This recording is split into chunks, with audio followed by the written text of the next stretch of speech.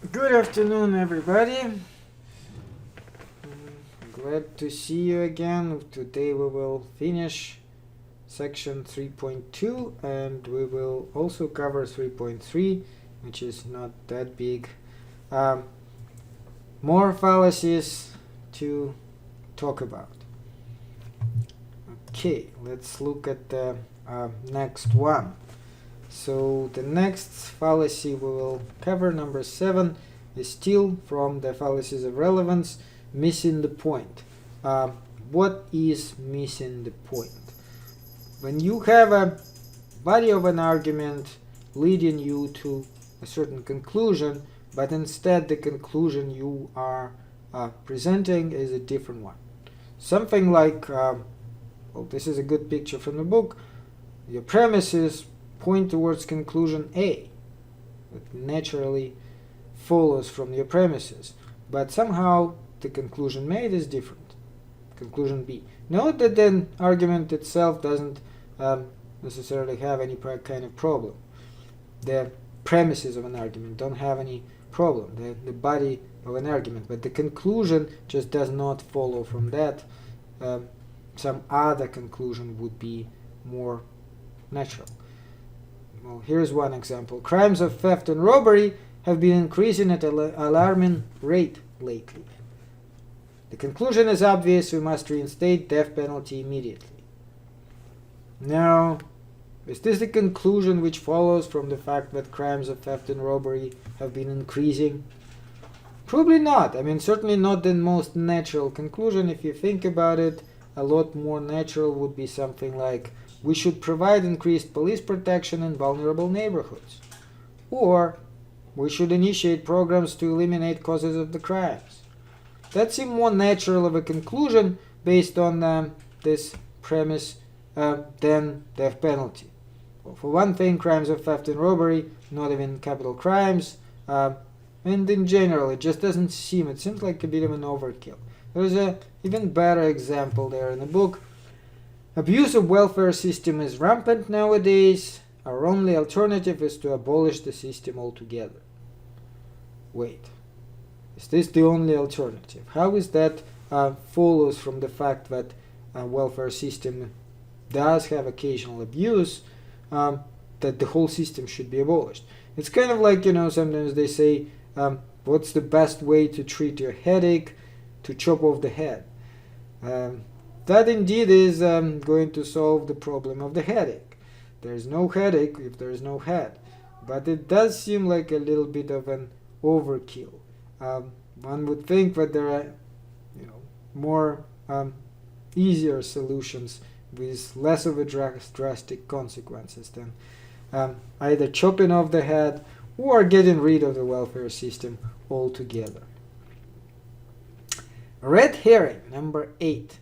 Red herring does have some similarity to something we covered last time, the straw man. You remember the straw man. But what is a red herring fallacy? Essentially, when you switch the subject during the course of an argument, typically somewhere in the premises. So that's the difference with missing the point. Missing the point, the conclusion just does not follow from your premises. Red herring, during your premises, when you present your argument, at some point the subject is switched. It is switched to, of course, something closely related to the original issue. Nonetheless, that's not at the same subject anymore. Where does the name come from?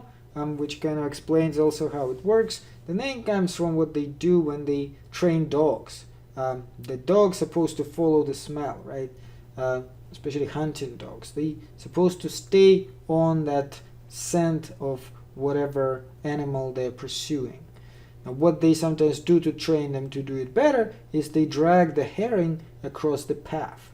So that has a very strong smell. The herring smells quite strongly. And the idea is that the dog will lose the trace. The dog will go sideways. Good dogs are able to continue, but if dog is not very good, then it will get distracted. So same thing with this example for better logicians, people who are better at logic. You'll be able to continue with the original thought. You'll be able to notice that there is a switch. But if you're not very good at it, you may actually fall prey to this trick. So let's look at some examples there. The subject again is subtly related, of course, to the original. Environmentalists are continually harping about the dangers of nuclear power. Unfortunately, electricity is dangerous no matter where it comes from. Every year, hundreds of people are electrocuted by accident. Since most of these accidents are caused by carelessness, they could be avoided if people would just exercise greater caution. Note that they start with environmentalists criticizing nuclear power. Why would environmentalists complain about nuclear power? Well, probably because of, in the case of an accident, the spill of the whatever nuclear stuff they use there could cause pollution on a great territory. And that is, of course, dangerous for people who live there. It can cause all sorts of consequences, such as cancer and so on. Now, they continue about something related, which is electricity. But that's not the same subject, is it? They're talking now about electricity being dangerous. Well, of course, electricity is dangerous, but this is not the same type of danger as nuclear power. So that's where the switch has occurred. Another example, there is a good deal of talk these days about the need to eliminate pesticides from our fruits and vegetables. But many of these foods are essential to our health. Carrots are an excellent source of vitamin A. Broccoli is rich in iron. Oranges and grapefruit have lots of vitamin C. Notice that the same thing happened here. Like they start with pesticides in fruits and vegetables, and they go on talking about how fruits and vegetables are important. Well, of course they are important. That's not an issue here, but we just want them to be free of pesticides, which are dangerous for our health. And that is another example of this fallacy. Now, how do you distinguish the straw man from red herring? Again, straw man, which we talked about last time, remember, you have some sort of distortion of the original point of view. You don't switch the subject. You just distort the original point of view. Whereas with red herring, you do actually have the subject switched. Okay, let's do an exercise for extra credit. Good opportunity for you guys. Identify fallacies in these two cases. Or if there's no fallacy, write no fallacy. You do it correctly, you get the first extra credit for today.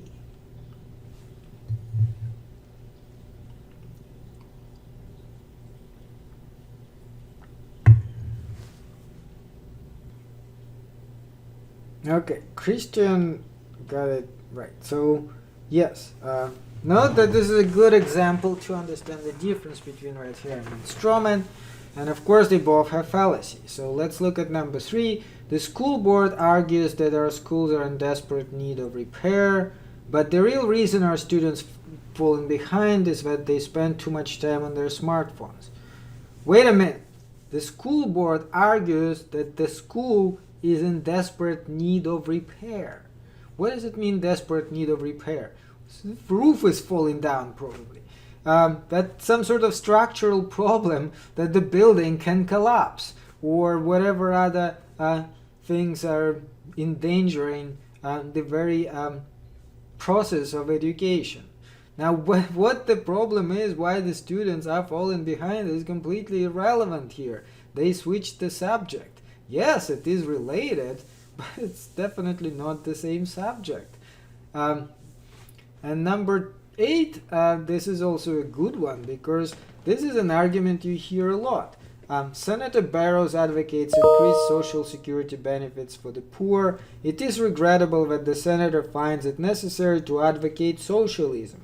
Socialism defeats initiative, takes away promised rewards, and leads directly to inefficiency and big government. Tried for years in Eastern Europe, failed miserably. Clearly, socialism is no good. Now, this is such a good example from current political debate that I want to even stop on it a little bit more closely. Look at it a little more closely. Let me just note the Nicholas's.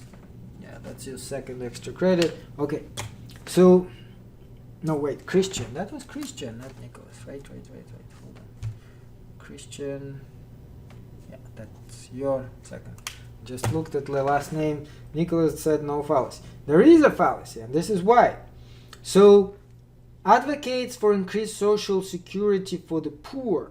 Does that mean he advocates for socialism? Yes, it's not the switch of the subject, but staying on the subject, is this the fair representation of somebody's views? No, it's not, because socialism, it's used like this broad term. Okay, I actually even want to do it on the board, maybe like. Yeah. So let's look at it on the board this way. Right here we have, let's say, I don't know, President Trump. And you may call it, I don't know, hard capitalism.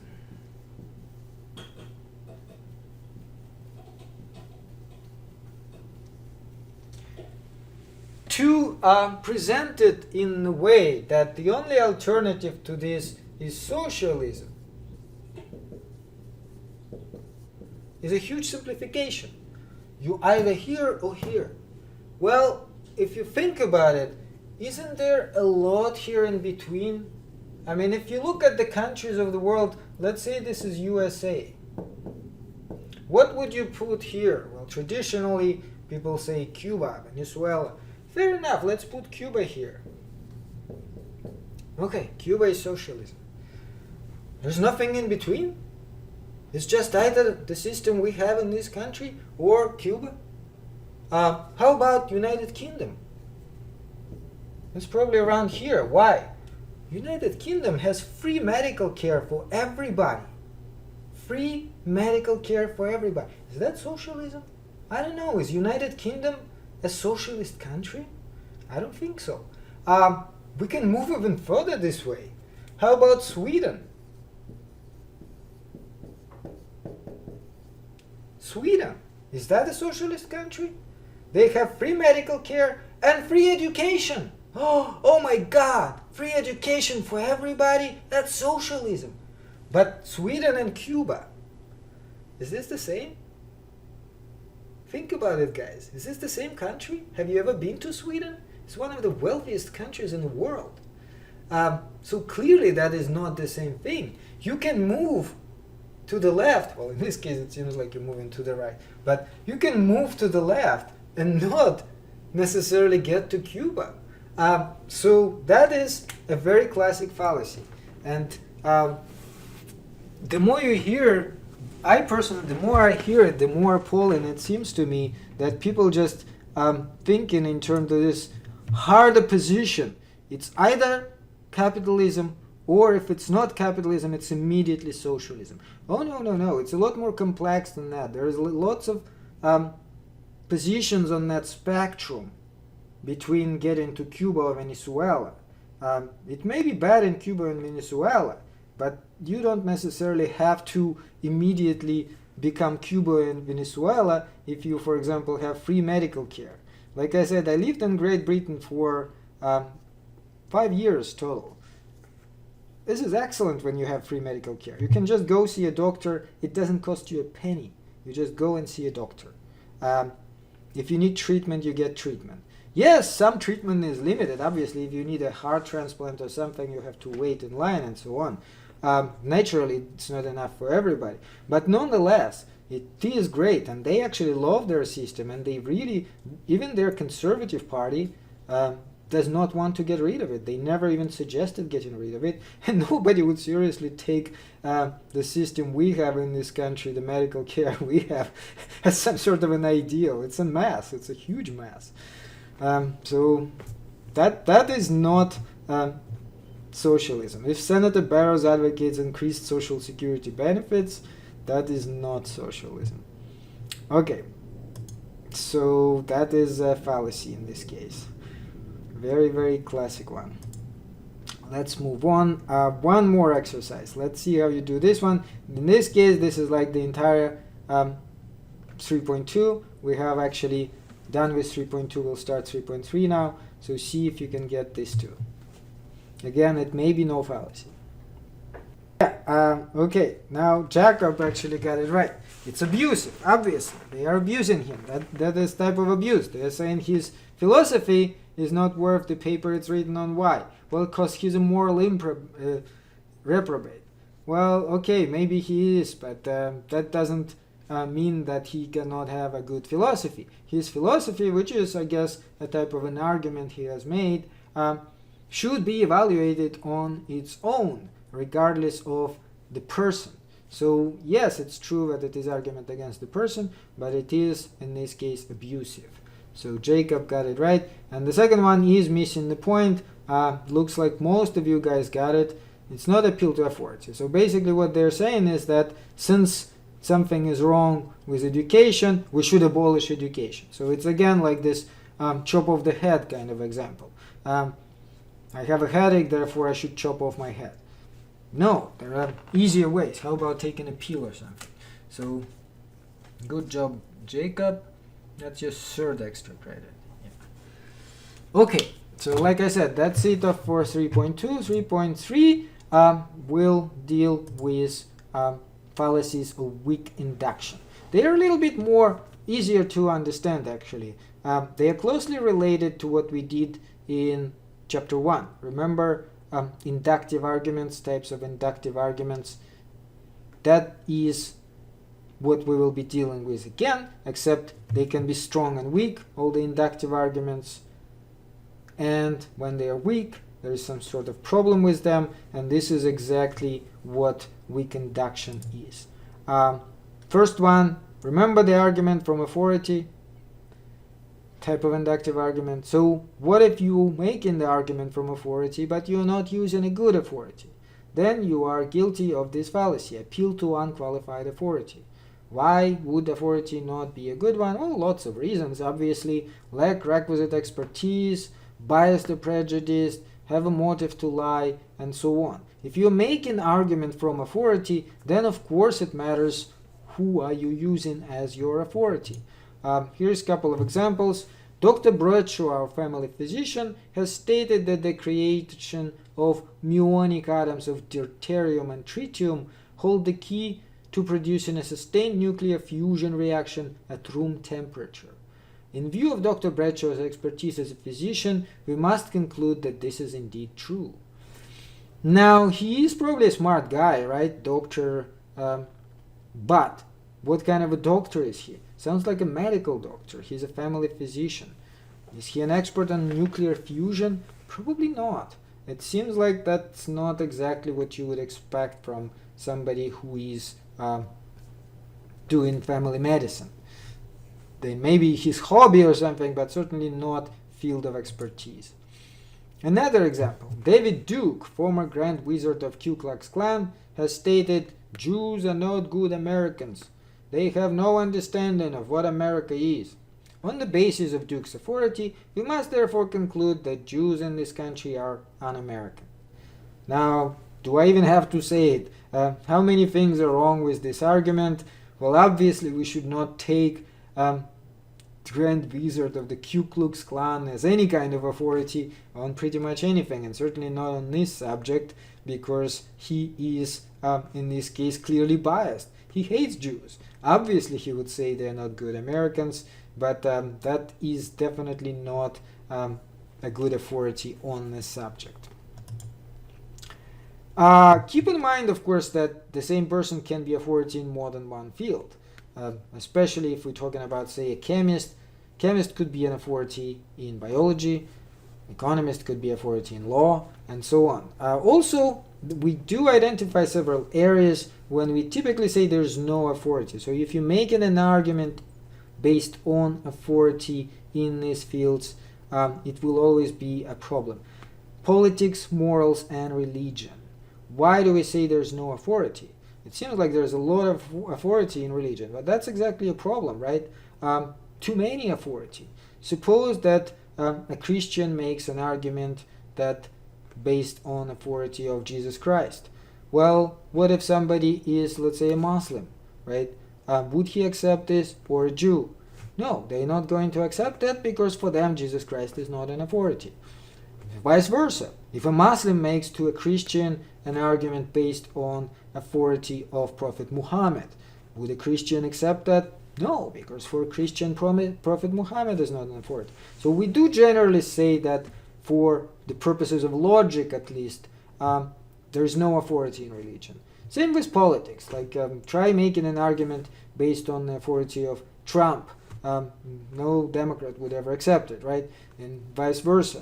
If you are making an argument based on authority of Barack Obama or Bill Clinton or whoever else, really, there's no one authority which would satisfy both sides. So there really generally is no authority in these areas. For personal purposes, you may consider somebody an authority for you personally. Like if you believe in Jesus Christ, that is authority for you, but you cannot make arguments to other people based on that as arguments based on authority. Appeal to ignorance. What is that? This is actually a very tricky kind of fallacy because there is a lot of exceptions to it. Generally, though, when we are making an argument and just saying that nobody proved that this is true, therefore it is false, or nobody proved that this is false, therefore it is true, that is problematic. That would be considered a fallacy. So 2 examples in the book, kind of mirror image of each other. People have been trying for centuries to provide conclusive evidence for the claims of astrology. No one has ever succeeded. Therefore, we must conclude that astrology is a lot of nonsense. Okay, well, a lot of people would agree that astrology is nonsense, but that's not because some people have been trying to disprove it. Same thing with people have been trying for centuries to disprove the claims of astrology, and no one has ever succeeded. Therefore, we must conclude that astrology is true. Again, not good enough for us to conclude that. One of the problematic things in both cases, who are these people? If it's just people, some sort of unnamed people, that is not good enough. You must have a better justification than that. Now, some exceptions there, like I said. Well, first of all, if qualified researchers looked into phenomenon and did not find any kind of evidence to support it, then we can conclude that it doesn't exist with reasonable degree of certainty. Again, not complete certainty, but reasonable degree of certainty. Not unnamed people, but researchers. In some cases, though, you may have a situation when you don't need researchers, just common sense kind of agreement. No one has ever seen Mr. Andrews drink a glass of wine, beer, or any other alcoholic beverage. Probably Mr. Andrews is a non-drinker. Now again, if it is true that nobody saw him drink, I don't think we need researchers to do any investigation on the subject. I think we're safe enough to assume he probably is a non-drinker. And another exception is in the court of law. In this country and in most other countries, we do put a very high bar in the court of law and basically require the prosecution to prove their case beyond reasonable doubt. So, in other words, if nobody can prove that somebody is guilty, then he is presumed innocent. This is very important for justice purposes, and the reason is this. Even though we could apply a standard of more or less likely the way we do evaluating inductive arguments, but that could lead to very, very bad consequences. In particular, we could make too many mistakes, and this is not the area where you want to make a mistake. So if on one hand we have a situation when somebody who is innocent can be found guilty, and on the other situation when somebody guilty could be found innocent, they are not equal. We would much rather have guilty people walk free than innocent people go to jail. So for this reason, we only convict people if we have beyond reasonable doubt they establish their guilt. And if we don't, if it's just 60% likely that he is guilty, or 70% likely that he is guilty, but 30% likely that he is innocent, then we do not establish guilt, and we say the person is presumed innocent. Also, if you know anything about court procedure, sometimes there may even be situations when, after the prosecution presents their case, defense lawyer will stand up and just say, I'm not going to present anything. I rest. And you may wonder, like, well, why? Well, because if they think that prosecution did not meet the burden, if they did not prove the guilt, defense doesn't have to do anything. They do not have to present any case. They're not obligated. All they can say, and sometimes, like I said, they do, is prosecution failed. They did not establish my client is guilty. He doesn't have to prove he is innocent. So that's another important area. Hasty generalization. What is this? Remember generalizations? They actually are allowed as an argument, but they have to be done in a correct way. We have to make sure that, what is generalization? We take in a sample and we generalize in it to some sort of a population. The examples we had was oranges. You take 3 oranges, you try to establish whether all the oranges in a barrel are good, or you take a sample of how people will vote, try to figure out the result of election. In all these cases, you have to follow the proper procedure. Your sample should be random and it should be representative. If it's not random or not representative above, then it is a fallacy of hasty generalization. And it actually is made in arguments quite a lot. Couple of examples. So today's money managers are a pack of thieves, every last one of them. Look at Bernie Madoff and Robert Allen Stanford. They ripped off billions of dollars from thousands of trusting clients. And Rajaratnam profited to the tune of millions of dollars through illegal insider trading. So what's going on here? They want to establish the conclusion that all money managers are thieves. They essentially do generalization. They take in a sample of 3. Bernie Madoff, Robert Allen Stanford, and Rajaratnam. Is this how you do generalization? No. What is problematic here? They're handpicking them. They're handpicking the ones who prove their point.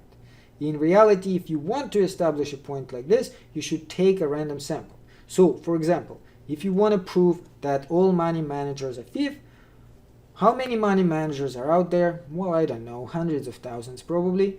So, take random sample. Even if it is small, even if it is 3, but it's random. And it so happens that all the ones you randomly pick are actually thieves, you have a strong case. But handpicking just 3 out of them, that is not a strong case. Another example is even better, establishes this point. Look at it. The mass shooting in a Colorado movie theater was carried out by a young white male. The school shootings in Roseburg, Santa Barbara, and Newton were all carried out by young white males. The evidence is clear. Young white males are a serious threat to public safety. So what's wrong here? I mean, again, it seemingly makes a good point, but many people would immediately be astonished. Why? Because, wait a minute, how many young white males are in this country? Millions and millions and millions. This is 3 cases. You're pointing at these 3 cases. You're trying to say all young white males are danger. By the way, the example in the book is deliberately so outrageous so that you can immediately see the problem. But this argument is sometimes made in a much more subtle way. And you hear that argument made about other groups, such as, for example, Muslims. Have you never heard that? Muslims are dangerous for society. They're all terrorists. Why? Well, September 11th, Florida, all these other examples.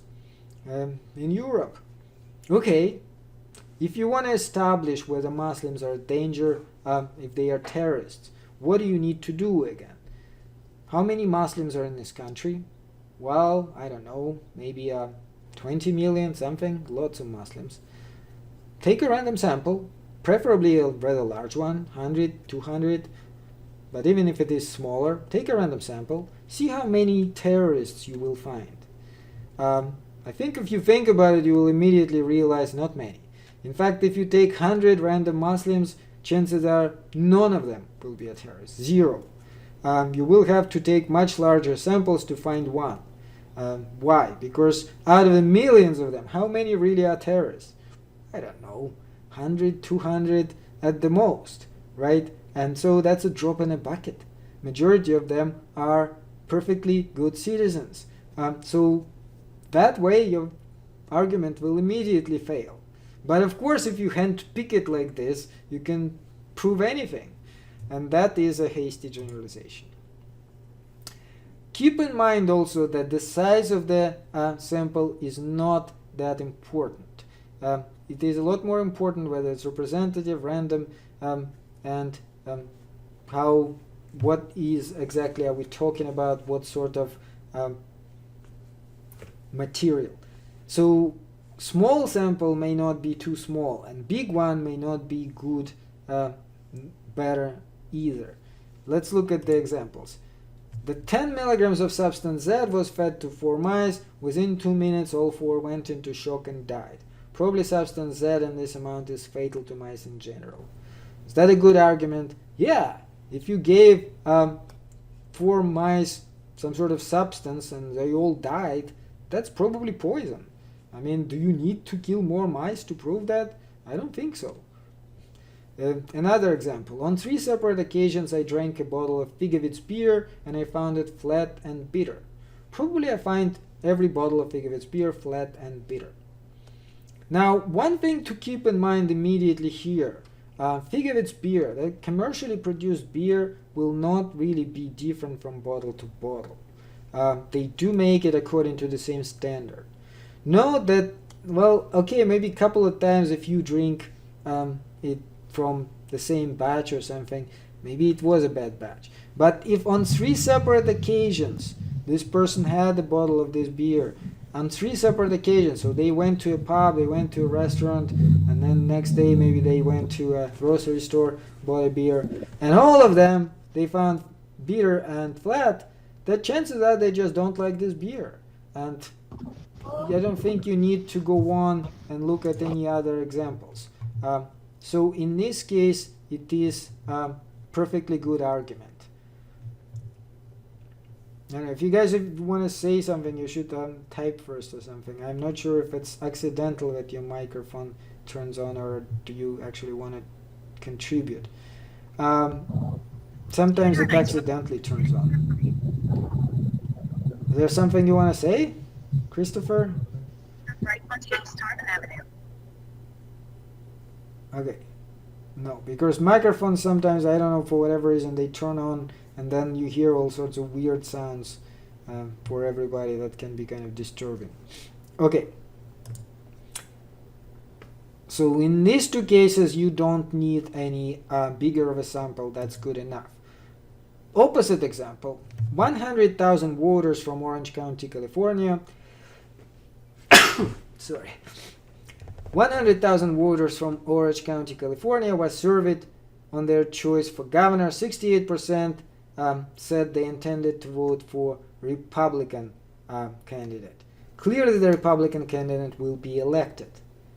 Well, is this clearly so? Let's think about it. Yeah, okay, no problem. So is this necessarily the case? They note that they asked 100,000 people. That's a huge number of people. But they asked all of them in Orange County. And we're talking about Republican governor. Is Orange County in any way representative of the state of California? Not really. It is predominantly Republican county. There may be even more than 68% of they're thinking they'll vote Republican. That does not mean the Republican candidate will win the elections. So that's the problem. The huge sample is all taken from the same area. It's not representative. So it has to be representative. It has to be random and representative. These are two requirements. Otherwise, you will not get a good result. This is a fallacy. Okay, false cause. This is the next group of fallacies. By the way, in this case, you actually don't necessarily have to distinguish them. Just false cause is good enough. I know it may seem confusing. Sometimes you want to distinguish, sometimes you don't. But note that I'm actually putting numbers there. So since this is fallacy number 12, this is how you should remember all of them. False cause. But there are several varieties. All of them have one thing in common. In particular, the link between cause and effect. What's causing what? Premises and conclusion based on some causal effect, but the cause itself is not what they say it is. So one well-known variety is post hoc ergo propter hoc, which in Latin means after this, therefore on account of this. So something happened after some other thing, and we naturally think this is what caused it. This is a good example. During the past 2 months, every time that the cheerleaders have worn blue ribbons in their hair, the basketball team has been defeated. Therefore, to prevent defeats in the future, the cheerleaders should get rid of those blue ribbons. Okay, many athletes actually have this kind of fallacies, and they try to follow certain patterns, drive the particular way, wear a particular ribbon or whatever, because they think it will help them. This is a superstition, of course. This is how superstitions are created. This is why they exist. Because if certain thing follows certain other thing, we naturally think this is what caused it. This is kind of human thing to do. Often we are right, but not always. And just because one thing followed the other does not mean this is what caused it. Another well-known fallacy of this sort would be the black cat one. A black cat crossed my path and I later tripped up and sprained my ankle. It must be that black cats really are bad luck. This is exactly how it probably started. Somebody saw a black cat and then something bad happened and then they said, oh my god, there was this black cat. That must have been the reason. And if it happened more than once, then it's even worse. It may have happened hundreds of times and nothing actually followed, but a couple of times you have a black cat and then you have something bad, and then you will say, oh my god, this is what you will remember, because naturally it will stand out in your mind. Pretty much all superstitions are like that. And of course they all fallacious, but it's hard not to fall into this trap, because often we all think, like with black cats and so on, like, oh, what's the harm if I just avoid it just in case, because I don't want to, take any chances here. Well, it's a natural thing for human beings to do. Nonetheless, you have to remember, this is a fallacy. Another variety of the false cause would be non causa pro causa, not the cause for the cause. So in this case, it's not a temporal succession, not like this follows the other, but it nonetheless is a question of what is causing what. Something like that. Successful business executives are paid salaries in excess of $100,000. Therefore, the best way to ensure that Ferguson will become a successful executive is to raise his salary to at least $100,000. Now, sometimes you start thinking that this is actually how they make these decisions, right? Because they pay such huge amounts of money to all these people in charge, and then they don't even do a good job. But they justify it by saying, well, that's the only way to ensure that they're doing the good job. Yeah, I mean, seriously, who would want to do a job of, let's say, president of the company for less than $20 million? Why would you ever want to do it for a measly $1 million? You would rather work as a janitor, right? But anyway, without getting into a fairness of pay issue, in this case, the question is not even whether it's fair to pay him $100,000. The question is, what is causing what? Is it paying him a lot of money, which causing him to be a good manager? Or is it him being good manager, which what should cause him getting high salary? Hopefully, it's the second one. Hopefully, he is a good manager. That's why he's paid a lot. And increasing his pay is not going to make him any better. There are more laws on the books today than ever before, and more crimes have been committed than ever before. Therefore, to reduce crime, we must eliminate the laws. Well, there's obviously a correlation between laws and crime, but getting rid of the laws is unlikely to make this behavior any better, right? People stealing, killing, and so on is not going to stop if there are not going to be any laws. Laws are probably introduced to stop that, not the other way around. So if you get rid of laws, there's actually maybe more of this type of crime, even though it will not be illegal technically because it's no longer covered by the law, but nonetheless it will still be happening. Oversimplified cause. What is that? Okay, in some cases what is named as a cause may be one of the causes indeed, but not the only cause and not even the most important one. So you oversimplifying it. Instead of talking about the multitude of causes, you are saying this is the cause. Something like the quality of education in our grade schools and high schools have been declining for years. Clearly our teachers just aren't doing their job these days.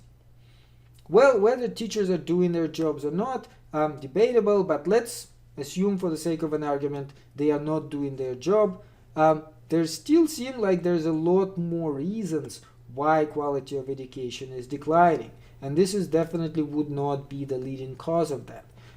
It probably is because of funding, right? If you cut funding, for one thing, you would pay less money to teachers. Maybe they will be doing their job worse because some of them will go to private schools. Some of them will simply quit because it's no longer enough for them, and those may be actually the better ones, and so you'll be only stuck with the mediocre teachers as a result, or primarily mediocre teachers. Also, the quality of the buildings, the equipment would deteriorate, and you would have bigger classroom sizes, which of course makes again education much lower quality. And all these reasons are more important than trying to simplify it down to that teachers are not doing their job. So this is an example of oversimplified cause. And finally, gambler's fallacy. It's a fourth variety of this false cause. Gambler's fallacy, in this city we should know all about it. What is a gambler's fallacy? Well, the example from the book is coin flip. They say a fair coin was flipped 5 times in a row. Each time it came up heads. Therefore, it is extremely likely that it will come up tails on the next flip. Why is it known as gambler's fallacy? If you go to a casino, you will see that. When they have a roulette, if it's been red, say 10 times in a row, a gambler will tell you, it's going to be black now. It's going to be black. It's 10 times red. It's going to be black. Let's put it all on black. Well, it may, of course, be black, but the reality of it is, if you take statistics, if you take probabilities, they'll explain it to you. The chances of it being black or red are exactly the same on the tens spin as it was on the first. Same thing with the coin. When you flip a coin, each time your chances are 50-50. It doesn't matter how many times it was heads. It's next time is again 50-50 between tails and heads. Why? Because this is what is known as non-related events. What happened in the past does not affect what happens in the future. There are sometimes related events, such as, for example, again going back to gambling, blackjack. In blackjack, you have a deck of cards, right? So when the dealer takes the cards out of the deck, each card comes out, the chances of getting a particular color or whatever from that deck are, of course, changing. So the deck does no longer has, for example, this particular card, ace of spades or whatever, is no longer there. So of course that will affect future chances. But this is because this is related events. In case of a roulette, in case of a dice, these events are non-related. If you throw in dice, how you will throw them next time is not affected by how they fell the time before. And if you think it is, you're committing a fallacy. Slippery slope. What is that? It is when they say something like, well, if we allow that to happen, then this will follow, and then this will follow, and then that will follow, and then like, oh, disaster, everything will collapse. Something like something like this. Immediate steps should be taken to outlaw pornography once and for all. The continued manufacture and sale of pornographic material will almost certainly lead to increase in sex-related crimes, such as rape and incest. This in turn will gradually erode the moral fabric of society and result in increase in crimes of all sorts. Eventually, the complete disintegration of law and order will occur, leading in the end to a total collapse of civilization. So you see the logic, like we allow this, and then this will happen, and that will lead to this happening, and that will lead to this happening, and then in the end collapse of civilization. Now obviously that is a fallacy. That doesn't have to go like that badly. In many cases that's not going to be the case. Weak analogy. Okay, last one for today. What is a weak analogy? Very simple to understand. Remember, analogy, you make an analogy. It's fair enough to make an analogy between two things which are similar. Question is, how similar are they, whether it's a good analogy or not. If it's not, if you're comparing things which are not really comparable, if it's not a good example, then it will be a fallacy of weak analogy. Here's an example. Amber's dog is similar in many ways to Kyle's cat. Both like being petted, they enjoy being around people, they beg for food at the dinner table, and they sleep with their owners. Amber's dog loves to romp on the beach with Amber. Therefore, Kyle's cat probably loves to romp on the beach with Kyle. Is she? Well, if you have a cat, you know that this is not how it works, right?